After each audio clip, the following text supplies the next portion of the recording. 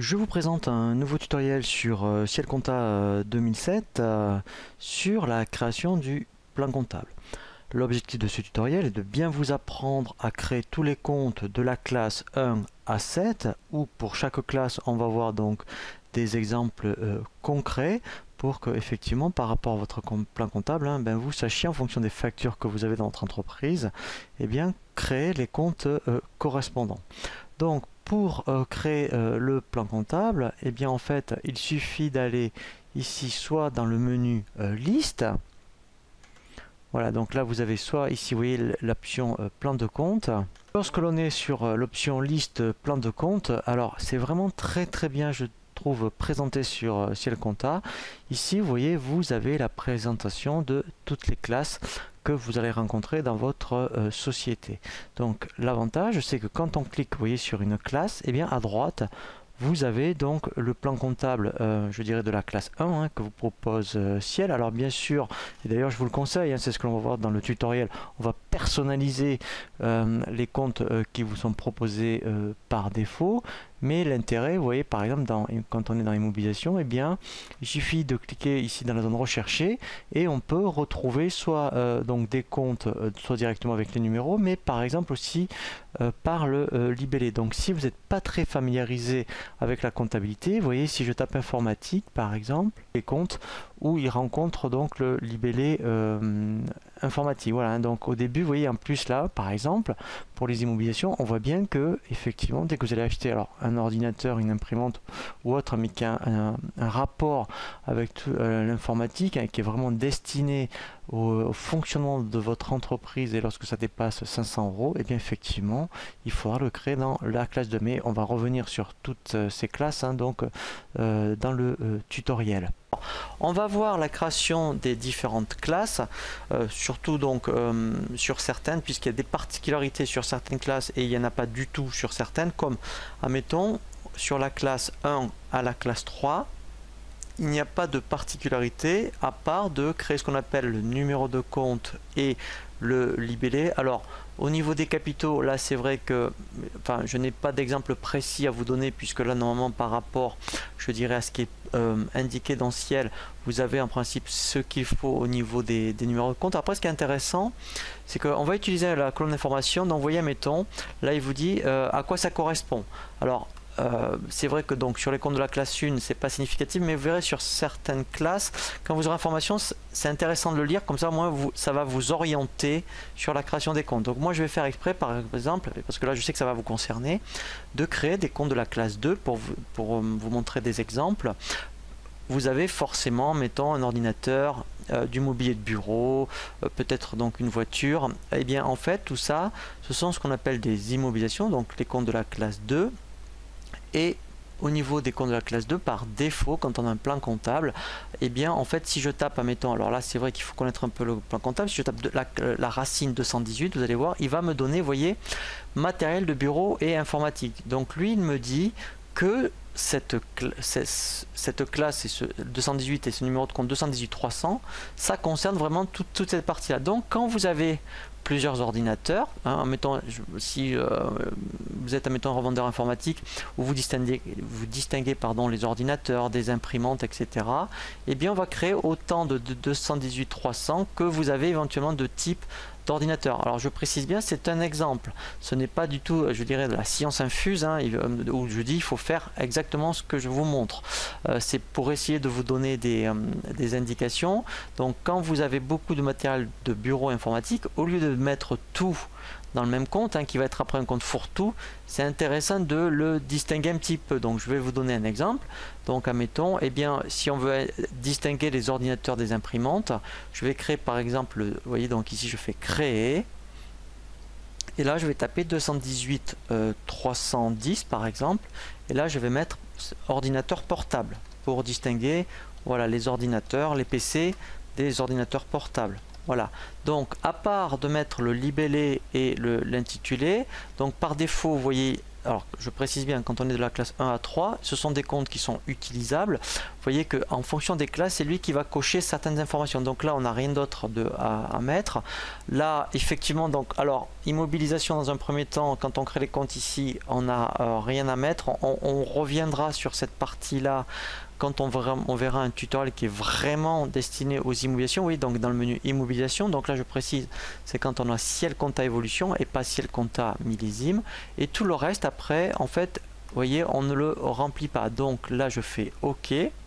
Voilà, et donc, etc., etc. Donc, quand on a des comptes de la classe 1 à la classe 3, à part de mettre le numéro de compte et l'intitulé du compte, il n'y a rien d'autre à faire. Ensuite, là où il y a des particularités, effectivement, c'est les comptes de la classe 4. Dans les colonnes de la classe 4, on a ce qu'on appelle les comptes auxiliaires, les clients et les fournisseurs, et après on a les autres tiers. Dans les autres tiers, on va le voir, c'est tout ce qui est TVA et les comptes sociaux. Les fournisseurs, donc là, en fait, alors là, oui, donc je vais déjà enlever 218, voilà, donc là, je vais avoir accès, voilà, donc là, moi, je l'avais déjà créé un petit peu, vous voyez, mettons comme EDF. Alors, je vais faire exprès, par exemple, je vais créer, mettons, le fournisseur Orange. Donc, je fais créer. Ici, si j'ai de l'alpha, je vais mettre Orange. Voilà. Donc là, il me laisse aussi la possibilité de mettre Orange parce que dans les propriétés du dossier, j'avais indiqué que j'autorisais jusqu'à 15 caractères. Là, je mets Orange. Voilà. Et là, par contre, vous voyez, c'est pas indiqué, mais il faut absolument le cocher. C'est de dire qu'il est lettrable. Alors, on reviendra sur ces notions comptables de lettrable, mais quand on vous saisirez une facture fournisseur ou client d'ailleurs, ou même tous les autres comptes de la classe 4, hein, on peut donc les déclarer lettrables. Ça veut dire qu'en fait, on va pointer un règlement avec une facture. Après, eh bien, on dit qu'on peut mettre une échéance. Et donc là, après, effectivement, quand on veut mettre ce qu'on appelle une échéance, vous voyez, bon, là, c'est vrai que c'est orange, c'est des prélèvements. Mais moi, je vous conseille, quand vous êtes dans l'onglet fournisseur, alors, vous pouvez mettre les coordonnées si vous voulez. Alors, ce qui est important, alors, pour certains fournisseurs, surtout après pour tout ce qui est virement ou traite, c'est de mettre les références ici bancaires. On va voir après comment. Et là, ce qui est surtout intéressant, c'est de mettre l'échéance. Là, par exemple, bon, même si c'est sur 15 jours, par exemple, vous voyez, donc quand vous payez à 30 jours, 60 jours, c'est de bien mettre ici l'échéance. Pourquoi? Parce qu'au moins, si dans le fournisseur, vous avez mis l'échéance, quand vous allez saisir une facture, l'échéancier va se faire tout seul et vous aurez donc sur les tableaux de bord systématiquement tous les fournisseurs avec les dates à laquelle vous devez les régler, et pareil pour les clients. Donc là, par exemple, je peux dire, mettons, c'est à 15 jours. C'est un exemple, hein. Voilà, donc c'est surtout pour vous apprendre à gérer un échéancier. Voilà, donc là il me dit, voilà, ça sera, mettons, le 10 septembre. Voilà, donc ça c'est vraiment très important. Voilà, donc là après, bon, on peut mettre le contact, pourquoi pas. Voilà, mais ce qu'il faut surtout mettre, hein, c'est effectivement ici de bien dire, en mettant au moins l'échéance, et après effectivement on peut mettre aussi le mode de paiement. Mais voilà, le plus important c'est l'échéancier, dire que dans l'option il est lettrable. Voilà, donc ça, alors on l'a vu, vous voyez, donc pour les fournisseurs. Vous avez le même principe après pour les clients. Donc là, si je fais, voilà, je vais l'appeler, mettons, Martin. Voilà, ici je mets Martin, voilà, l'intitulé. Pareil, je veux dire qu'il est lettrable. Et ensuite, donc là, après, ici, ce que je vais indiquer, après, donc ici dans client, donc là, c'est intéressant de mettre les coordonnées, puisqu'on verra après pour les lettres de relance. On peut faire même aussi une gestion d'encours. Et là, échéance, pareil. Donc là, je vais faire exprès. S'il nous me paye à 30 jours fin de mois, et bien ici, je vais cocher, vous voyez, 30 jours fin de mois. Voilà, et là, j'ai toujours un exemple. Donc ça, c'est très, très important. Voilà, et là, vous voyez, j'ai un onglet supplémentaire. Donc je peux très bien dire, si c'est un très bon client par exemple, dire pour ce client je ne vais pas affecter de lettres de relance, parce que sinon il va être pris, s'il est concerné, il va être pris dans toutes les lettres de relance. Donc on peut le décocher, et après ici, après effectivement, alors on peut mettre, voyez, les modèles par défaut. Voilà, alors après on verra comment les modifier. Voilà, donc ça au moins on peut déjà le paramétrer, et après effectivement on aura ici, donc si on n'a pas ciel gestion commerciale par exemple, l'historique des relances qu'on aura effectuées chez ce client. Donc là je fais OK. Voilà, donc ça c'est déjà une particularité, hein, sur les fournisseurs et clients. Maintenant il y a une particularité sur les autres tiers. Alors je vais faire exprès, de créer, mettons, des comptes de la classe 4, comme, mettons, tout ce qui est, vous voyez, si je tape ici 43. 43, ça concerne les comptes sociaux. Par défaut, donc il y a la sécurité sociale, mais vous voyez qu'il n'y en a pas beaucoup sur tout ce qui est caisse de retraite, prévoyance. Il va falloir les créer. Il n'y a que, admettons, le 437. Donc je vais faire exprès de créer, mettons, une caisse de retraite. Je vais créer, par exemple, le 437 300. Et là, mettons, je vais mettre, mettons, Médéric. Voilà. Et donc, puisque effectivement, quand vous payez vos charges sociales, vous pouvez, donc c'est comme un fournisseur entre guillemets, vous pouvez dire c'est lettrable, comme ça vous allez lettrer directement. Donc ça, voilà, ça c'est intéressant. Voilà pour les comptes 43. Donc vous faites pareil pour les prévoyances, etc. Et après dans les autres tiers, ce qui est très important, ça va être la TVA. Donc ici, en fait, alors là je vais commencer à taper. Alors mettons si on prend tout ce qui est TVA collecté par exemple, voilà. Donc soit vous utilisez celui de ciel et là il n'y a pas de problème, vous voyez c'est déjà fait. Voilà, donc là par exemple, vous voyez, donc il y a le taux de renseigné, c'est bien TVA collecté, voilà, là il n'y a pas de souci. Ce qui est très important, si vous n'utilisez pas les comptes de ciel, il va falloir les créer. Donc on va supposer que vous utilisez le 718 par exemple en TVA collecté. Et bien dans ce cas-là, ici, il faudra bien créer le 457, voilà, 718, voilà. Ici, donc, vous allez bien mettre que c'est de la TVA collectée 20%, voilà. Ensuite, après, eh bien, ici, vous voyez, très important, c'est là où on dit quel type de TVA ça concerne. Donc, alors, là, je ne parle que pour la TVA collectée au débit, enfin, TVA collectée, on va dire, à la facturation. On verra quand on est aux encaissements. Donc là, je mets collecté, voilà, et 20%. Voilà, donc là, je fais OK. Voilà. Alors, ensuite, après, si vous étiez aux encaissements, eh bien, en fait, alors, aux encaissements, normalement, il y a déjà des comptes d'attente.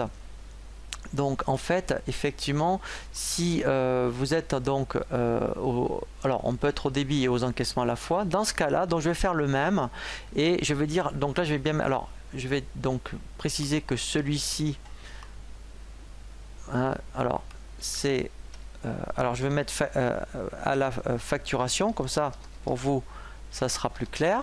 Voilà. Et en fait, quand on est aux encaissements, je vais faire créer. Je vais créer le 445 719 par exemple. Voilà, et on verra après, quand on verra le tutoriel sur la déclaration de TVA, en fonction de si vous êtes au débit ou aux encaissements. Et là, je vais mettre TVA.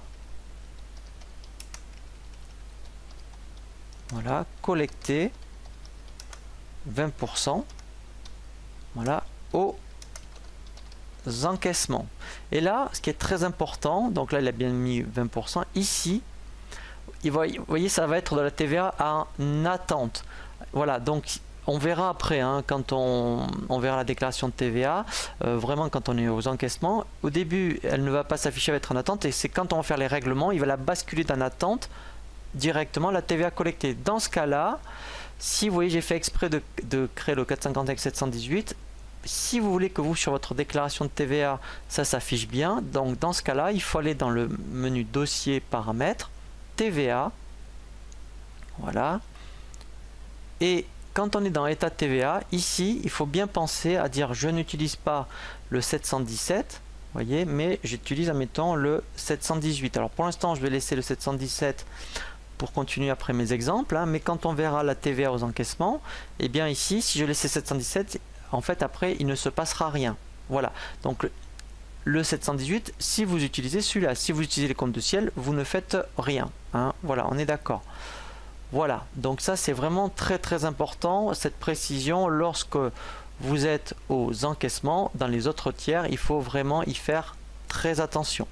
Donc après, sinon, mis à part cette particularité de la TVA, quand on crée tous les autres comptes de la classe 4, eh bien vous mettez l'intitulé, le libellé, et si besoin, vous pouvez dire qu'ils sont lettrables. Ensuite, après, effectivement, très important, les comptes financiers. Donc là, ce sont les comptes de banque et de caisse. Et bien ici, donc si je tape, mettons 512, il y a déjà des comptes, vous voyez, il y en a déjà un. Je vais faire exprès d'en créer un. Mettons, vous êtes à la Banque Populaire. Je vais créer, mettons, le 512 500 par exemple. Ici, je vais mettre Banque Populaire. Voilà. Donc ici, alors là, il va bien falloir mettre pointable. Donc pointable, c'est quand on veut faire du rapprochement bancaire. Voilà, donc ça c'est très important. Et ensuite banque, voilà, donc là vous pouvez mettre le RIB si après vous générez des fichiers de virement. Vous pouvez mettre aussi, si vous avez un montant de découvert autorisé, pourquoi? Parce qu'en fait lui il va le contrôler. Et vous aurez un message d'alerte si éventuellement vous dépassez ce montant. Alors c'est pas bloquant, hein, mais c'est un message d'alerte, donc ça peut être intéressant. Et après ici voilà, donc là c'est les coordonnées de votre banque. Voilà, donc ça c'est la particularité sur les comptes financiers. Sinon après il y a un compte caisse, donc moi que je vous conseille d'utiliser, qui est le compte 53. Hein, donc là il n'y a pas de raison de, voilà, sauf si vous utilisez le 531, ben pareil, vous créez donc le 531 et vous dites surtout hein, qu'il est, vous voyez par défaut il est pointable. Voilà. Voilà, donc ça c'est pour les comptes financiers. Et après voilà, le plus gros du travail ça va être les comptes de charge. Donc là la difficulté en fait ce n'est pas de créer les comptes, puisqu'à part de mettre le compte et le libellé, vous voyez ce qui est intéressant, c'est que là vous avez pas mal, je dirais, d'informations de la part de Ciel qui va vous orienter sur les comptes à utiliser en fonction de la nature de la charge. Vous voyez par exemple, je pense à mettons sur tout ce qui a mettons, voilà, vous voyez fourniture de bureau, des choses comme ça. Donc il vous dira le 602 250. Voilà, donc après on peut les développer. Hein, voilà, mais alors mettons après je vais penser, donc là c'est les 602. Si admettons je pense à l'électricité, vous voyez ce genre de choses. Là mettons tout ce qui est carburant, vous pourriez créer mettons un compte carburant spécifique. Vous voyez donc parce que sinon ou vous utilisez le 606. Voilà, ou sinon vous voyez vous pouvez créer mettons le 600. Alors si on fait un exemple, voilà, dès que vous avez du carburant vous pouvez créer le 606 200 et là vous mettez carburant, et par contre il n'y a rien d'autre à faire. Alors on verra après hein, tout ce qui est budgétaire, mais quand on met en place un plan comptable, dans un premier temps, et bien à part de créer le numéro de compte et l'intitulé, il n'y a rien d'autre à faire. Donc là je peux faire OK. Vous voyez, donc si après tout ce qui est loyer, donc oui, si je tape loyer, on va voir ce qui est proposé. Voilà, donc par Ciel, il y a mettons location immobilière. Donc si vous avez plusieurs sortes de locations, ça peut être des bureaux, location d'ordinateur, location de voiture, vous allez distinguer ici mettons tout ce qui est immobilier, vous voyez donc la location. Donc là je peux utiliser le 613 200 par exemple pour tout ce qui est location de bureau. Voilà, donc si je mets location pour voir ce qu'il me propose, voilà.